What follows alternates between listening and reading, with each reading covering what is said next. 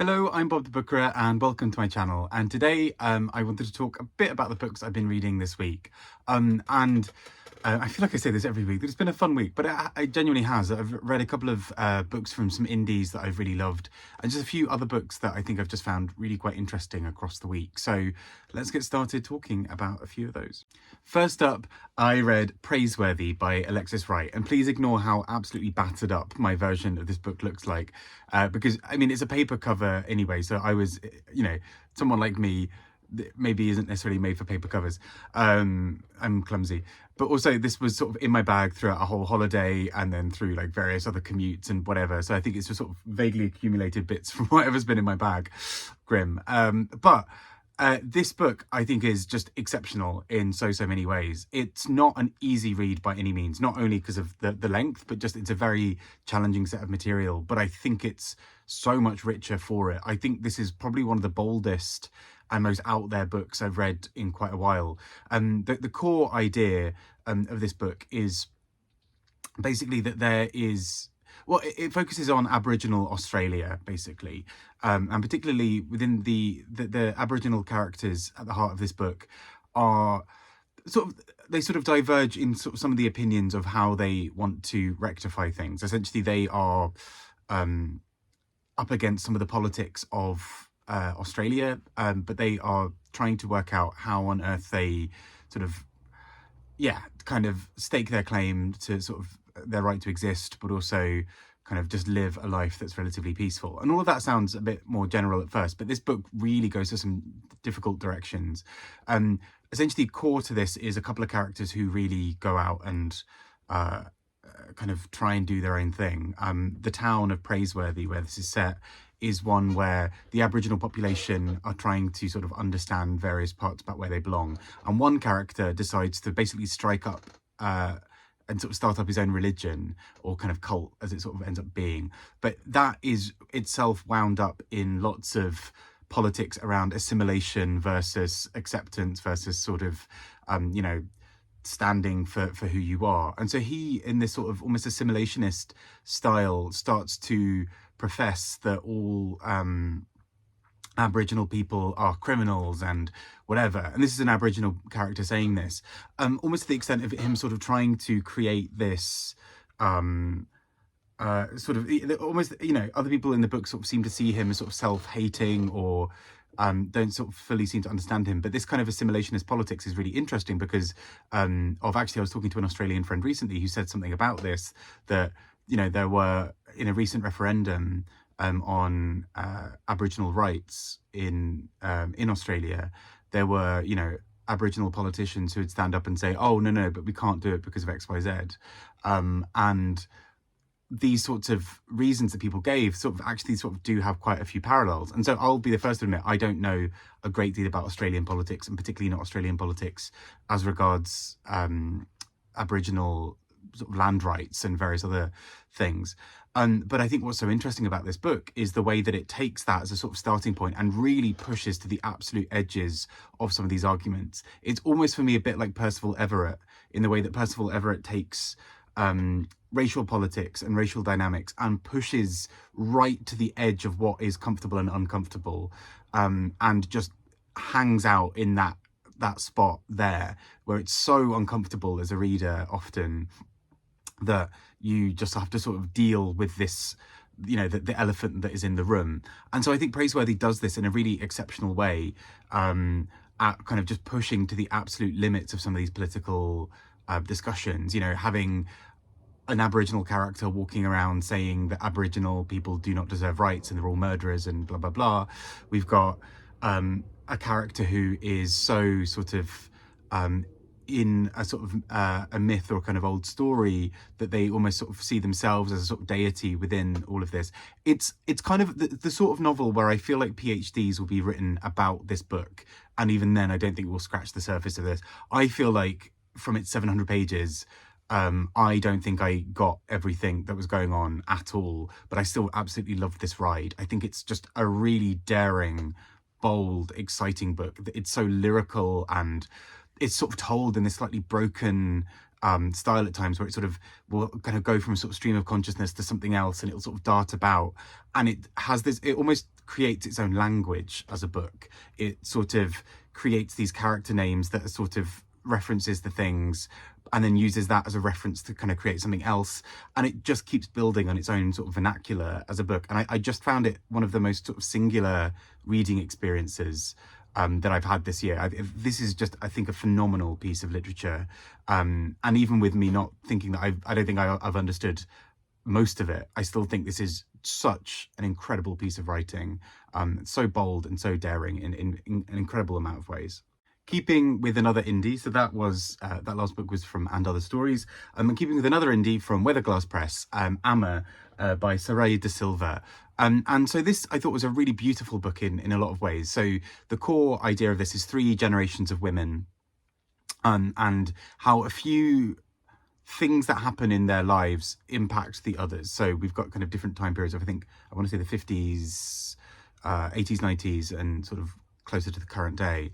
And I think it's just so well done. There's this sort of story of these 3 women, particularly how their lives in various parts of the world sort of eventually kind of ending up around New Zealand, but also in the meantime having been in London, in Sri Lanka, in various other places. And it deals really at the heart of it with a few kind of core ideas, and these 3 stories are sort of interwoven. So you know, will often have a chapter from one woman, and then her daughter in the next chapter, and then her daughter in the chapter after, and you know, you'll sort of get these 3 women's stories side by side. And I think what's so interesting is the way that there are all of these echoes in various parts. So without spoiling anything, there is a sort of a fairly dramatic action that happens right at the beginning of this book, and that sort of sows the seeds for so much of what happens in all 3 women's lives, not only in their response to hardship, but you know, how they live their lives, how secure they feel, the kinds of relationships they form, all of these sorts of things. But I also think, actually, as a separate thing to that, or kind of a linked thing potentially, it also really explores queerness in a really beautiful way, I think. So we've got a few characters who, you know, would sort of fall within that umbrella, and it sort of takes it in so many different ways. So one of the, you know, when I read the first few pages about this, I posted on Instagram about it because I just thought this was just such a brilliant line. But there's a line just in there about, you know, somebody being on a bus and seeing someone and being like, how dare you be so hot and gay? I'm paraphrasing now, but like, you know, for this time of the morning on a bus, how can somebody be this hot and this gay? And I just thought it has that kind of really clever sort of knowingness to it throughout the book, but it is not afraid to kind of go into these really lyrical, beautiful passages, these really heartbreaking passages. And actually, I saw the author talk live at an event recently, and a big part of what she said was sort of that kind of where tragedy and comedy sit side by side, that you almost always have to have one with the other in life. And actually, that's exactly how so much of this book feels. Something darkly tragic happens, and almost immediately there's something very fun and silly and absurd that goes alongside it.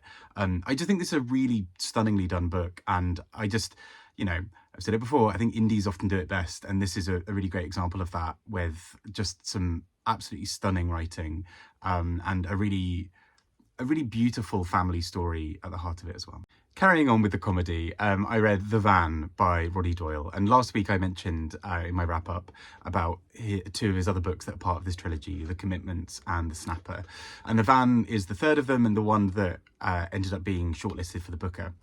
And The Van is ostensibly just about a family who owns a chip shop van, and a chip van rather, and but so much else happens with this. Almost the whole book is basically dialogue between characters, which is often hilarious. It's told in a real sort of Dublin kind of dialect and sort of accent, and it is so well done. It's just this very funny bouncing of language, and it's absurd at times. There'll be something happening and immediately sort of someone's like, oh, did she just say this? Oh no, I don't know about this. Well, what about this thing? And there's a very kind of chatty, noisy kind of quality to the book, which I found utterly endearing. I thought it was just really silly and funny at times.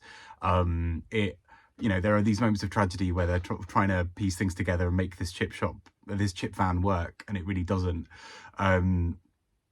and just all these like these little silly moments. This was just a joy of a book to read. It's just so absurd and ridiculous, and I just think, yeah, it just made me smile a lot. It's really funny, it's really silly, but it has a real heart to it as well. You know, you do care about these characters ultimately, and I don't think necessarily you have to have read the other two books in the trilogy to make it work. I did, just because I'm apparently an overachiever.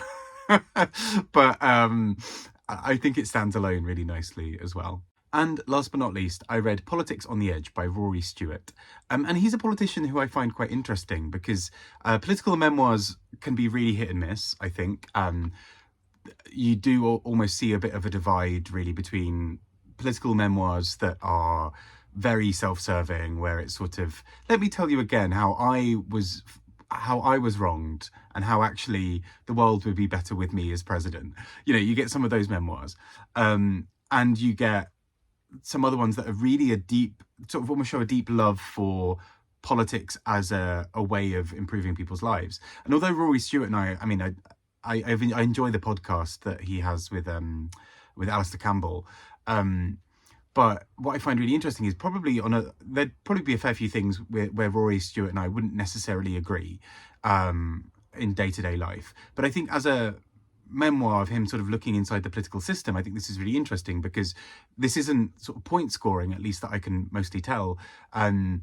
It more seems just sort of somebody who comes from a deep love of this idea of service, you know, sort of political office being a thing of service to the public and to your local constituencies. And here he talks with great love about his part in the north of England and sort of into Scotland, and sort of around, you know, that kind of area of the UK that often gets sort of ignored. And he talks with just such great love about these places, you know, sort of being able to cross over the border from his constituency into Scotland and then go and, you know, walk around these beautiful fells and everything. But then he also talks about this kind of international development lens. You know, he is somebody who spent a lot of time in Afghanistan, running a charity there. And so he sort of brings this to the book. There are also some very delicious passages where he absolutely eviscerates both Boris Johnson and Liz Truss. I think most Brits, even those who otherwise might vote for those people, would quite enjoy this takedown. It was delicious, I thought. But I think just as a memoir, just really works as this sort of book full of heart and full of intellect. Kind of, it almost reminds me a lot of Barack Obama's memoirs, in the sense that it's sort of, he's interested in ideas and he wants to sort of explore these ideas in the book. And whether you necessarily agree with them as politicians, there's something fascinating about that insight into the political sphere and how it all hangs together as well, that I found really captivating within this book. Anyway, those are some of the books I've read this week. It's been an interesting one, I think, just as a range of books.